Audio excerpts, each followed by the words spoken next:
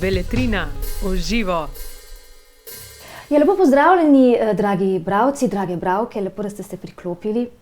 In upam, da v teh čudnih časih knjige za vas predstavljajo predvsem zapik, da vas božajo, da vas tolažijo ali pa da vas postavijo na noge, da vam dajo zaleta, da vam dajo nekaj svežega vetra. Danes bomo govorili o zanimivem delu, kjer bomo spet malo pomislili na kontraste, na dva različna pola, pes ali mačka, Rollingi ali Beatli, črno ali belo, Jung ali Freud. Ali ste se mar Freudovci in Jungovci v vseh teh časih vendarle zbližali, Tine? Smo. Na vsakem kongresu svetovnem, zadnji je bil na Dunaju, 2 leti nazaj, pride, mislim, da je to od leta 1994, pride nek predsednik Freudovcev in ima predavanje, ga povabijo, imajo skupaj kako srečanje in podobno, ko imajo ta IPA, je zveza Freudovska, ko imajo oni kongres, zmeraj povabijo koga od Jungovcev, da kaj predava. Gre za neko, bom rekel, simboličen akt, da se pokaže, da je ta nek spor poglihan, prekinjen po 100 letih, ki je nastal, ker v resnici imamo več skupnega kot različnega, ne. In tudi danes psihoanalitika, ali freudovski, ali jungovski, te stvari so se razvijale naprej in vsi gledamo druge šole, druge analitike, bereš, ker so zanimivi, ne moreš ostati tam, bom rekel, znanje se zmeraj bolj prekriva, ne.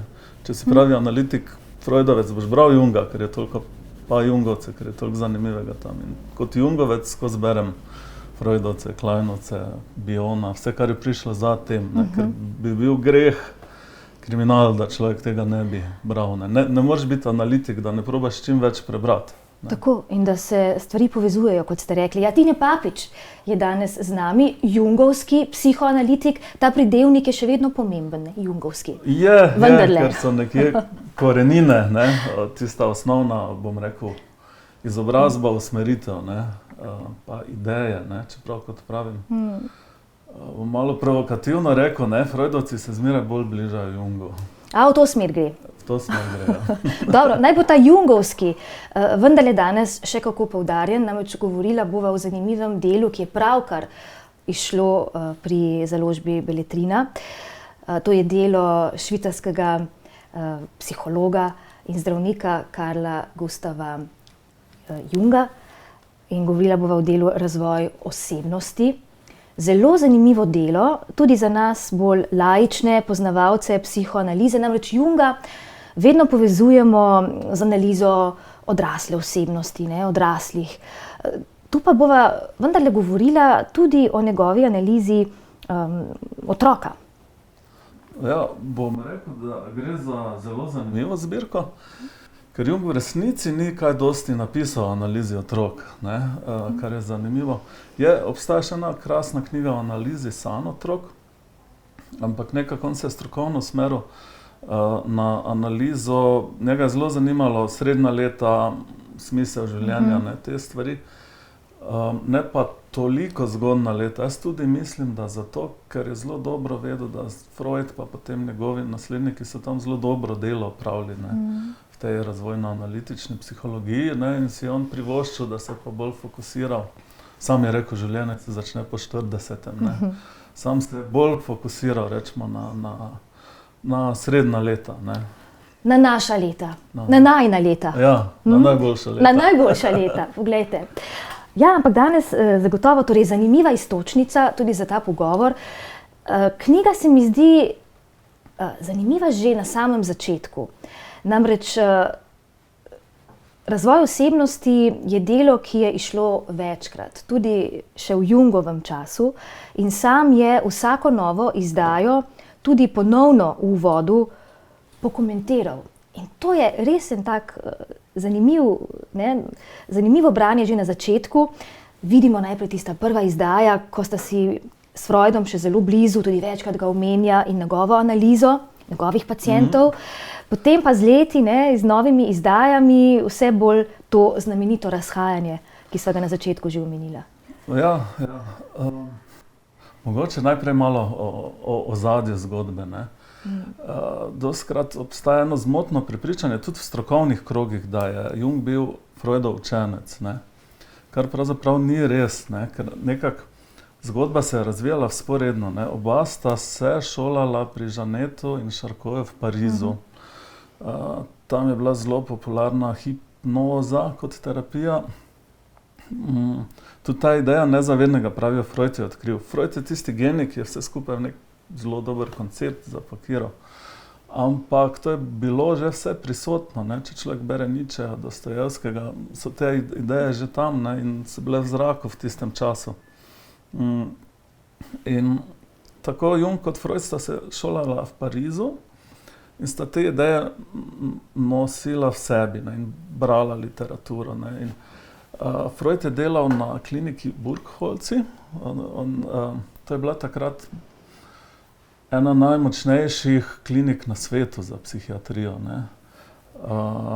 Tam je bil direktor Bloyer, Eugen Bloyer. On je postavil diagnozo shizofrenija, ne. In Junga je dal za strokovnega direktorja. On je zelo mlad postal strokovni direktor tam, ne. Se pravi, eni najboljših bolnic na svetu. In zelo zanimiva bolnica je bila, ker to zdaj govorimo več kot 100 let nazaj, so pa delali psihoterapijo, ne. In recimo osebje, tudi Jung, so mogli tam živeti in skupaj jesti kosilo s pacienti in tako naprej, zato da so si bili čim bolj enaki, da so bili v nekih čim bolj človeških pogojih, kar je še danes za marsikoga nesprejemljivo, da bi imeli tako humano, bi rekli, neko psihiatrično bolnišnico. In ogromno so študirali psihoterapijo, ker je bilo to nekaj novega. Tudi Jung je takrat bral Freuda, preizkušal vse mogoče in je razvil word association test. To je test, kjer je meril v tistem Dangerous Method filmu, ki sicer mislim, da zelo ne drži, zgodovinsko pokaže ta test sicer dobro, ne. Gre za to, da se meri prevodnost kože, ne. Na elektrenost, gre pa za to, da poveš enih 100 besed, štopaš čas, prevodnost, kako nekdo reagira ob neki besedi, ne. Zdaj pa kaj se zgodi, če nekdo reče, ne vem, avto, ne, potem moraš povedati prvo asociacijo, ne, se rečem rdeč, ker je moj prvi avto bil rdeč, ne. Če bi pa imel neko nesrečo z avtom, težko bi pa, ali pa koga zgubil, bi pa predno odgovorim rabo par sekund, ker bi se mi nek cel film odvrtel, pa močna čustva, prevodnost bi se mi spremenila, ne, ta odzivni čas bi bil daljši, ne. In potem po sklopu teh besed je Jung probal in uspel znanstveno zmeriti komplekse, ne. Se pravi, kaj zdaj okrog mame, ne, ima kdo tam kompleks očeta in tako naprej. Zdaj, zakaj je to pomembno? Ker to je bila zelo znanstvena metoda, ne. On je meril čas, članke objavil tako čisto kot pri eni fiziki, ne. Na drugi strani vzporedno, ne, je pa Freud sicer zelo stremel, da bi bilo njegovo delo čim bolj znanstveno, ampak nima znanstvene metode, ne. Se pravi, Freud ni imel nekega poskusa, ampak je pisal taka dela, ki so vrhunska, leposlovna dela tudi, ne, ampak gre za neke njegove intuitivne uvide, temu ne moreš zares reči znanost, ne. In zaradi tega Freuda nihče ni resno jemal v začetku, ne. Njegova genialna, najbolj genialna knjiga v zgodovini psihoanalize je Interpretacija sanj, ki je šla leta 1900.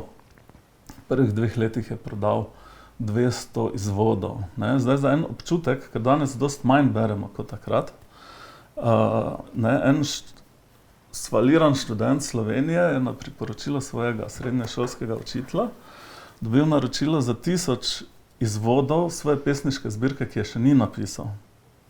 Pa nikoli nič izdal, ne. To je bil Ivan Cankar, ne. Ta zbirka pa erotika v istem času. Se pravi, Cankar je, bom rekel, s pomočjo enega dobrega glasu svojega učitelja dobil naklado 1000 izvodov, Freud je pa uspel v istem času v 2 letih 200 knjig prodati. Nič, ne. Kje je bil problem? Freud ni bil psihiater, bil je nevrolog, bil je Žid, ne, in so ga dosti, to je neka židovska mistika. Niso ga zares vzeli, ne. Kot pravim, knjiga je genialna, ne. Ampak nekako razen par oseb, ki so bili stroke, tega niso opazili, ne. In ena izmed teh oseb, ki je to opazila, da je to popolnoma genialna knjiga, je bil pa Jung in mu je odpisal, da je super, ne, in Freud ga je takoj povabil na Dunaj. Jung je rabil 6 mesecev, da je odgovoril. Je bil malo narcisističen, malo mu je šlo za ugled, a se zdaj z njim spetlatal, ne, ker sam je pa imel takrat že žel neko svetovno slavo, ne, ampak vseeno se je odločil in ko sta se srečala, mislim, da sta se 16 ur neprekinjeno pogovarjala prvič, ne. Kar hočem reči je, da ne, se pravi, tu sta prišla dva skupaj, kar pa je zelo specifično. Jung je že imel izdelano svojo teorijo, ne. In kresalo se je skozi, že od začetka, ne. Freud ga je hotel, nekako si je mislil, vse bo videl, da imam jaz prav, Jung se pa nikoli ni dal, ker je nekako mislil si najbrž obratno, ne. Ne, in Freud je videl, da je Jung točno tisto, kar on rabi, ne, da ima znanstveno metodo, ker je s temi kompleksi znanstveno dokazal, ne, psihoanalizo, je dal težo, ne, in tudi na podlagi tega tisto njuno prvo potovanje v Ameriko, ki je nekako utrdilo psihoanalizo, je bilo na podlagi Jungovih del, ne Freudovih, ne, ravno na podlagi teh. Pa to sva zdaj še v obdobju, ko tudi izide potem ta knjiga. In v tem obdobju ta knjiga izide, 1910. leta. 1910. In skozi se primerja s Freudom v njej, ne, skozi piše in zelo je, kar hočem reči, zelo je psihoanalitična. Freud, mogoče sem malo začel, ampak mislim, da je pomembno. Je v bistvu dober uvod, ki ne bo tudi bolje razumel, ker resnično je zelo pro-freudovski, ne, v tem začetnem delu in si kar malo presenečen, takoj kot laik. Ta zgodna dela so zelo freudovska, skozi se malo primerja z njim, ne, ampak njegove ideje so pa tudi not že, ne, se pravi, bom rekel tisto osnovno, kjer se Jung ni strinjal. Jung je rekel, vse je res, kar pravi Freud o seksualnosti, ampak ni samo to. Se pravi, ne obstaja samo nek gon seksualni, vse ostalo je potem neka sublimacija, ampak je rekel, obstajajo različni goni, ne, tudi, da nekdo lahko ima v sebi neko potrebo, da bo pisatelj prirojeno, ne, in bo nevrotiziran, če tega ne bo uresničil, ne, to je bila Jungova ideja, ne, ali pa mogoče, on je rekel, mogoče se piše tudi v tej knjigi, da je religija gon, ker je vse posod najdemo, ne. In da gre za neko redukcijo, ne, pri Freudu, se pravi, ni napačno, ampak je dosti več, ne. In tudi v knjigi Razvoj osebnosti se Jung loteva svojega subjekta s podobno metodo kot Freud. Ne, spremljamo deklico Ano, njeno zgodbo in tudi njene starše, ne, kar je zelo pomembno za Junga tudi v nadaljevanju. Ja, ne, mislim, da je tu ena, bom rekel, izmed genialnih vidov Freuda je, da so tudi otroci seksualna bitja, ne. Ker v tistem času nekako seksualnost je bila tabu, nekaj umazanega in otroci kot tisti nedolžni angeli nimajo nič s tem, ne. Tu pa je ravno ta zgodba ene deklice, ki je nevrotizirana, ker ne ve, odkot je prišel njen bratec, ne. In Freudova ideja je bila, ne, da otroci so seksualna bitja, ne, na svoj način, ne, z to urogenitalno fazo, ne, jih zanimajo splavila in tako naprej, ne. To je na nek način neka mini puberteta, bi človek lahko rekel, ne. To je bil genialen uvid Freuda, ki je bil zelo proti toku v tistem času, danes je to sprejeto, ne. Njom gre v tej knjigi, v tej zgodbi točno sem, ne, v to polje, ne. Ampak kdaj postane drugače, ne? Tudi to partnerstvo, prijateljstvo se je začelo razhajati, se zdi ravno pri dojemanju pomena nezavednega. Ja, sej lahko, no. Nadaljujem zgodbo. Več stvari je, ne. Prvič, že v tej zgodbi, kar postavi, ne, kar je tudi nek zametek sistemske teorije, ki je danes dosti popularna, tudi pa sprejeta. Jung postavi družino kot sistem, ne. In pravi, večina patologij otrok je patologij odnosa staršev, ne, pa nekih zgodb odprej. To je bilo dosti revolucionarno, ne. Spravi, on pravi, ti ne moreš otroka analizirati tako odraslega, ampak v resnici, ne, in še danes velja, ne, ko je en mladostnik, otrok ima težave, pride v terapijo, moraš pogledati, kaj je narobe starši, ne. Ne, in Jung tu že pravi, v resnici je nezavedno družine povezano, ne, in vse, kar je potlačeno, o čemer se ne spregovori, na nek način pride ven pri otrocih kot patologija, ne. To je ena taka originalna Jungova misel, ki se tu pojavi, ne, in kaže na to skupno nezavedno, ne, se pravi v nekem transferju, on uporablja tudi ta izraz participacion mystik, ne, takrat je bil popularen v antropologiji, ne, se pravi, da smo nekako na eni globlji ravni povezani, ne, in te stvari nerazrešene, niso samo neke nerazrešene stvari med partnerji, ampak tudi nerazrešene stvari staršev grejo naprej, ne. Mi zmeraj rešujemo probleme, ki jih niso rešili naši starši, ali pa to lahko gre več generacij nazaj, ne, stare zgodbe, na nove, dokler nekdo nekaj ne razreši, pa se spet kaj pojavi, ne. In Jung tudi pokaže, koliko so te stvari prepletene, tudi mogoče v drugih delih, v sami tej zgodbi ne toliko močno, ne. Tu gre bolj za to, koliko se starši lažejo. In so spet pri najboljših letih, ne, pri srednjih letih in težavah. Ja. V teh letih, ne, je seveda knjiga, ki se dotakne, ki govori o psihologiji otroka, ampak se zelo ukvarja tudi starši in pa samo zakonsko zvezo. Gotovo, ne, se pravi v drugih delih predvsem piše, ne, da koliko je pomembno, ne da je perfektno, ti ne moreš imeti perfektne zveze, perfektnega zakona, to je neka iluzija romantična, ne, mogoče lahko traja en čas, ampak smo ljudje s svojimi napakami, ne, in tam se začne tisto, a smo sposobni drugega videti takšnega, kot je, ga sprejeti, pa tudi ljubiti, ne, mogoče resnična ljubezen. Kar pomeni, da ne je treba tudi spregovoriti o napakah, kaj gre komu na živce, kdo kaj narobe naredil in tako naprej. Če pa je to nespregovorjeno, ampak samo potlačeno, se vsi delamo, kot da ni nič narobe, bo pa to prišlo pri otrocih ven, ne. Kaj lahko izdela, izluščiva za nas laike, za nas bralce, ki enostavno imamo radi knjige in tudi kdaj posežemo po tovrstni literaturi? V prvi zgodbi je mogoče čisto, recimo za starše, zanimivo, ne, tam gre v eni majhni punčki, ne, ki ima težave pa nastanejo, ker je pri enih 4 letih, mislim, da povejo, da je bratec bil angelček in potem ga je štorkla prinesla. In ona začuti, ne, da se lažejo starši, da vse skupaj ni res, ne. In otroci so zelo intuitivni, zelo niso tako naivni, ko si mislimo. Nas preberejo, da se lažemo, ne. Izgubi zaupanje v staršev, ne, in je en kup psihičnih težav zaradi te izgube, ne. Potem počasi v knjigi, če si jo boste prebrali, ne, pridejo do tega, da le povejo, odkot pridejo otroci, ne. Ampak spet na en lep način, ne povejo čisto biologistično, ampak potem ona razmišlja, je mogla mama nekaj pojesti, nek sadež pa seme, pa je potem tam zrasel brat, ne. In na eni strani Jung pove, koliko je pomembno, da smo recimo odkriti, ne, da se ne lažemo.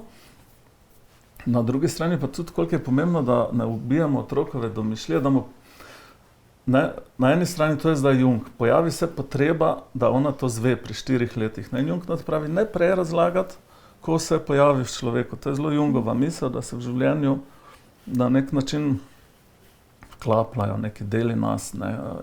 Jungova ideja individuacija, ni njegova, je bila že prej, ne, jo najdemo. Ampak on je svojo teorijo na tem utemeljil, ne, da smo, recimo, se rodimo z nekimi potenciali, ne vsi z istimi. Zdaj je cilj v življenju, da jih probamo čim bolj uresničiti, ne.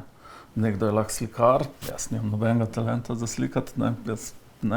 In Jung je rekel, če ima nekdo to v sebi in ne bo uresničil, bo ratal nevrotičen, ne. Nekaj mu bo manjkalo, depresiv, ne. Spravi, ni samo seksualnost, ampak seksualnost je tudi en del nas, ki recimo na enem freudovskem Dunaju 100 let nazaj ni bil uresničen pri ženskah in so bile zato nevrotične, ne. Jung je rekel, tu popolnoma štima, je res, ne, ampak je še lahko si tudi nevrotičen zaradi drugih stvari, ne. Nekdo je lahko, smo v beletrini, ima v sebi pisatla, pa ga ni uresničil, ne, bo se zapil in ratal depresiv, ne. Se pravi, najti te dele in jih uresničiti, ne. In začne se pa lahko že zelo zgodaj, ne. Tej punčki se je v enem trenutku vklopila ideja, odkot pa zdaj bratec, strašno je zanimalo, ne.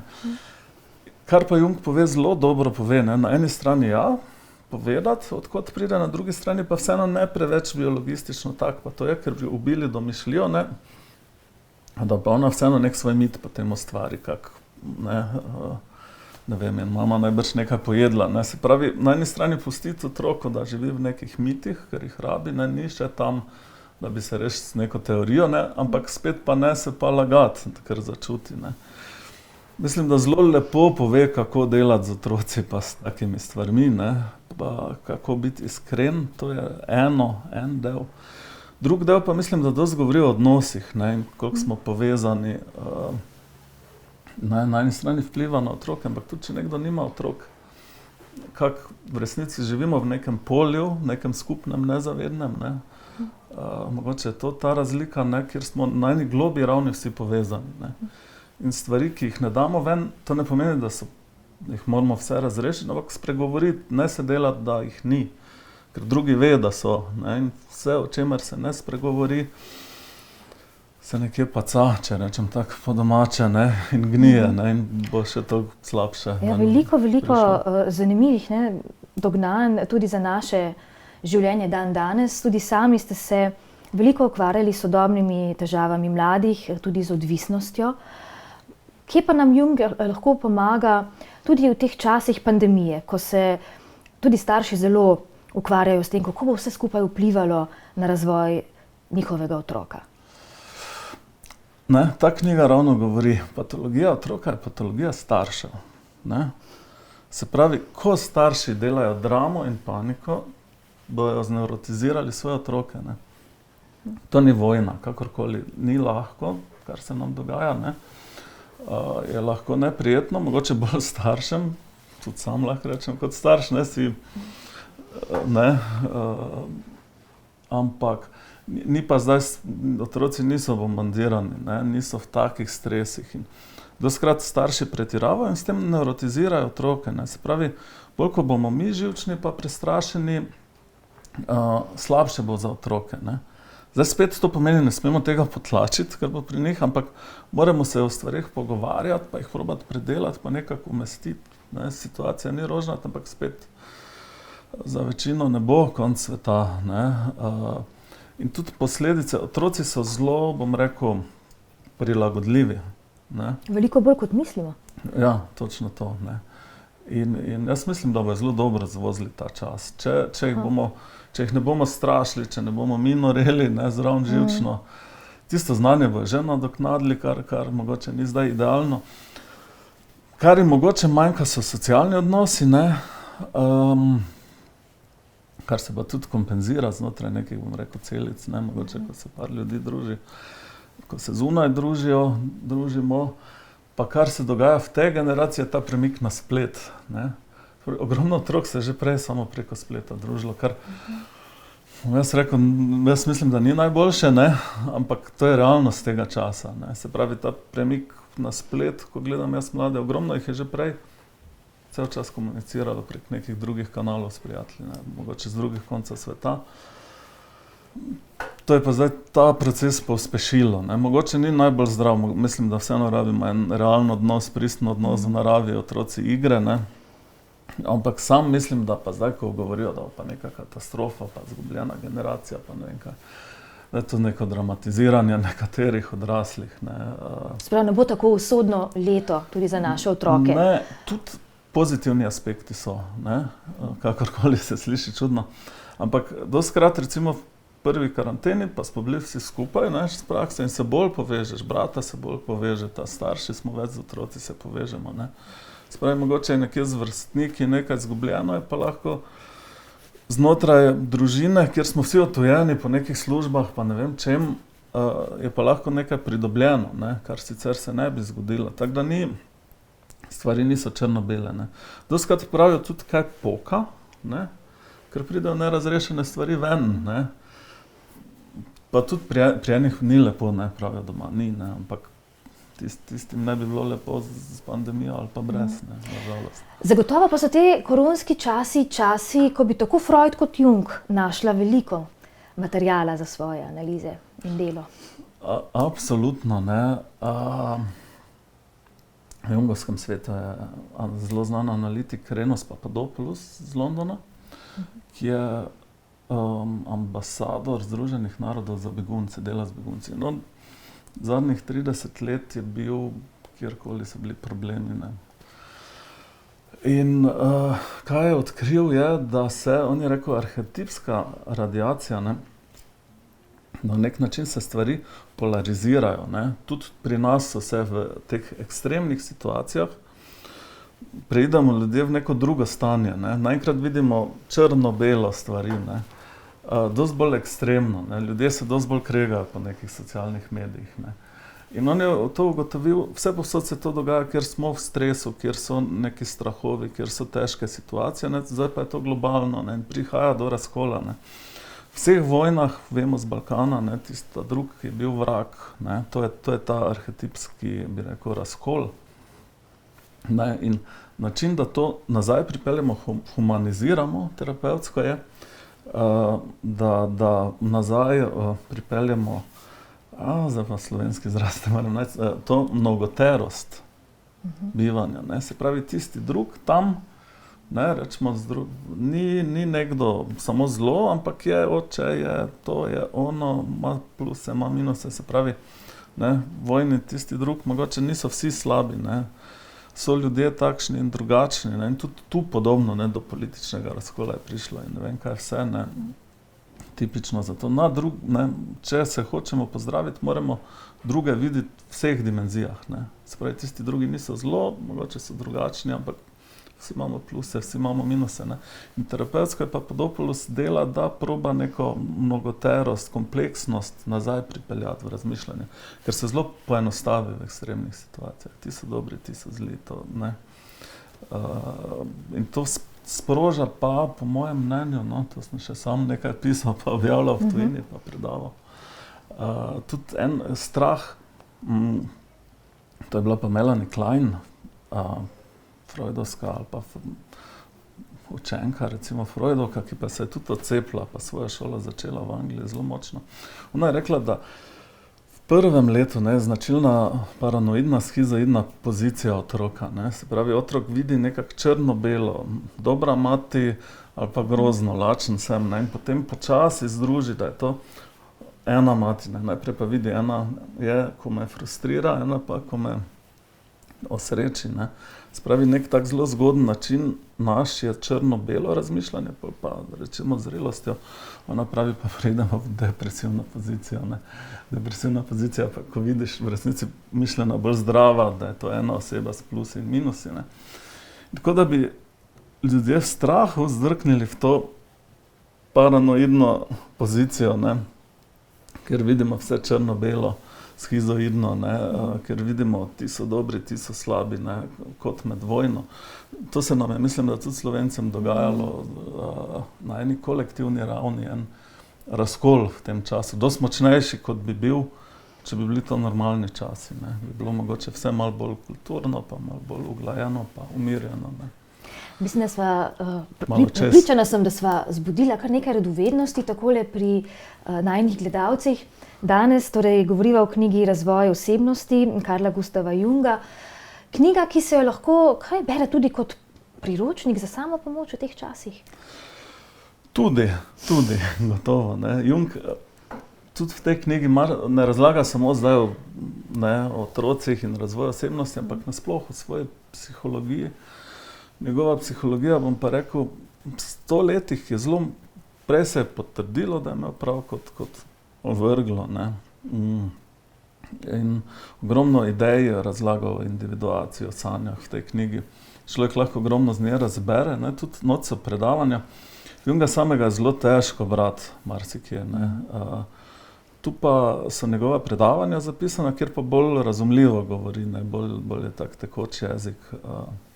Bom rekel, kot Jungovec Freud je znal dosti lepše pisati kot Jung, ne. Tako da človek se lahko ogromno o sebi nauči, ne, skozi to knjigo. Ne samo zdaj o nekem razvoju otrok in osebnosti, ampak pa o svetu, ne, se pravi, kako stvari funkcionirajo mogoče, ne. Smo v času, ko vedno iščemo konkretne rešitve, kaj predlaga Jung za čas, kot je današnji. Kot je COVID. Kaj bi predlagal? Kaj bi predlagal? Čeprav je tudi sam preživel, ne, pandemijo. španske gripe. Kolikor vem, sploh nič kaj dosti ne omenja, to je zanimivo. Piše več o vojni, ne, on je dosti bil introvert, ne, v takih časih gre človek v sebe, mogoče več prebere, kaj napiše, ne.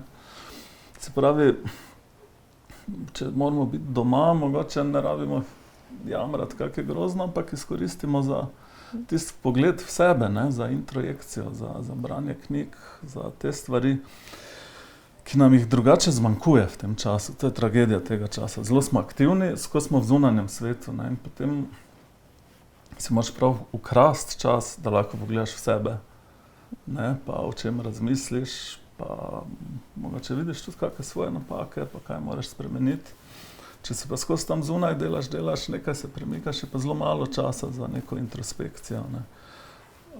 Tako da gotovo je to tudi nek, bom rekel, pozitiven aspekt, kar bi lahko tu naredili, ne. Se pravi, izkoristiti to za en pogled v sebe, delo na sebi je danes popularni izraz, ne. Branje, odnose z bližnjimi, ne. Pa potrpeti, da mine, ne, drugega ni. Zelo konkretni nasveti tudi za današnji čas. Tine, hvala lepa. Danes za ta sprehod, zdaj morda malo bolj razumemo, zakaj se Freudovci približujejo Jungovcem in ne obratno. Pustimo stati do naslednje izdaje. Velja. Zdaj pa velja, torej res vabljeni k branju Carl Gustav Jung, Razvoj osebnosti, odslej knjiga dosegljiva tudi pri Beletrini. Beletrina v živo.